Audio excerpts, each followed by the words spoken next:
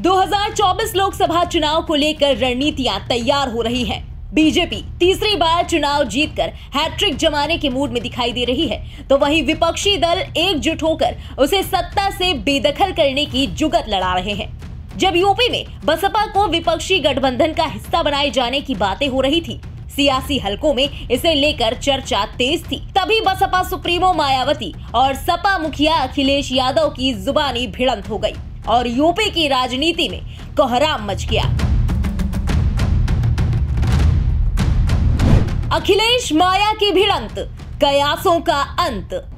अखिलेश की गारंटी को मायावती का करंट। यूपी के सियासी गलियारों में एक नया स्टंट। लोकसभा चुनाव 2024 का रण बेहद नजदीक है। विपक्ष बीजेपी को पटखनी देने के लिए तैयारियां कर रहा है, लेकिन उसकी मुश्किलें कम होने का नाम नहीं ले रही। लोकसभा चुनाव में बीजेपी के नेतृत्व वाले एनडीए को मात देने के लिए विपक्षी पार्टियों ने मिलकर Indian national developmental inclusive alliance यानी इंडिया का गठन किया। इसमें बसपा को भी शामिल करने की चर्चाएं हुई। कांग्रेस नेताओं ने बसपा को साथ लाने पर जोर दिया, तो सपा ने दूरी बनाए रखने का संकेत दिया। बसपा सुप्रीमो मायावती ने भी विपक्षी गठबंधन को लेकर नरमी दिखाई और कयास लगाए जाने लगे कि बसपा भी इंडिया यानी विपक्षी गठबंधन का हिस्सा हो सकती है। लेकिन तभी अखिलेश यादव के एक बयान ने मायावती का पारा हाई कर दिया। दरअसल बीते शनिवार को गाजीपुर में अखिलेश यादव से जब पत्रकारों ने मायावती को गठबंधन में शामिल करने के कयासों को लेकर सवाल किया, तो अखिलेश यादव ने पत्रकारों से मायावती की गारंटी मांग ली। अगर मायावती इस गठबंधन में जुड़ती है तो ये इंडिया गठबंधन के लिए फायदा होगा या नहीं होगा? उसके बाद का भरोसा आप दिलाओगे? बाद का भरोसा आप में से कौन दिलाएगा?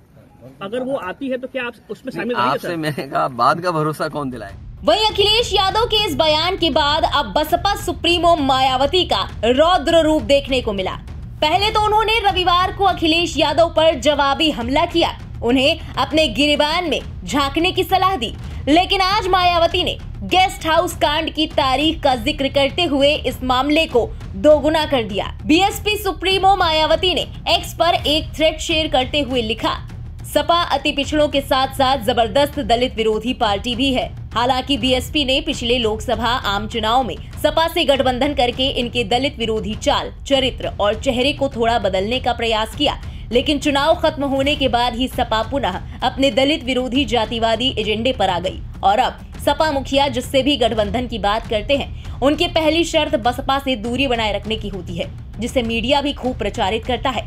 वैसे भी सपा के 2 जून 1995 सहित घिनौने कृत्यों को देखते हुए इनकी सरकार के दौरान जिस प्रकार से अनेकों दलित विरोधी फैसले किए गए हैं, जिनमें बीएसपी यूपी स्टेट ऑफिस के पास ऊंचा पुल बनाने का कृत्य भी है, जहां से षड्यंत्रकारी अराजक तत्व पार्टी दफ्तर, कर्मचारियों और राष्ट्रीय प्रमुख को भी हानि पहुंचा सकते हैं, जिसकी वजह से पार्टी को महापुरुषों की प्रतिमाओं को वहां से हटाकर पार्टी प्रमुख के निवास पर शिफ्ट करना पड़ा। साथ ही इस असुरक्षा को देखते हुए सुरक्षा सुझाव पर पार्टी प्रमुख को अब पार्टी की अधिकतर बैठकें अपने निवास पर करने को मजबूर होना पड़ रहा है, जबकि पार्टी दफ्तर में होने वाली बड़ी बैठकों में पार्टी प्रमुख के पहुंचने पर वहां पुल पर सुरक्षा कर्मियों की अतिरिक्त तैनाती करनी पड़ती है।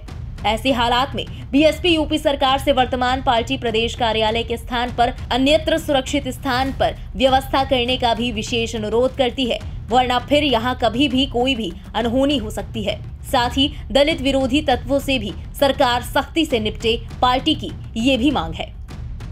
बहरहाल सपा बसपा की इस ताजी भिड़ंत का मजमून साफ है कि बसपा अब विपक्षी गठबंधन का हिस्सा नहीं होने वाली। दलित वोटर्स के बीच मायावती की अच्छी खासी पैठ मानी जाती है। इस लिहाज से देखा जाए तो इस तकरार का असर सपा के पीडीए यानी पिछड़ा दलित अल्पसंख्यक गठजोड़ पर भी देखने को मिलेगा, और ऐसा हुआ तो विपक्ष को 2024 के चुनावों में बड़ा नुकसान होने के पूरे आसार हैं। ब्यूरो रिपोर्ट, इंडिया पब्लिक खबर। फिलहाल इस पूरी खबर पर आपकी क्या राय है, कमेंट में लिखकर जरूर बताएं।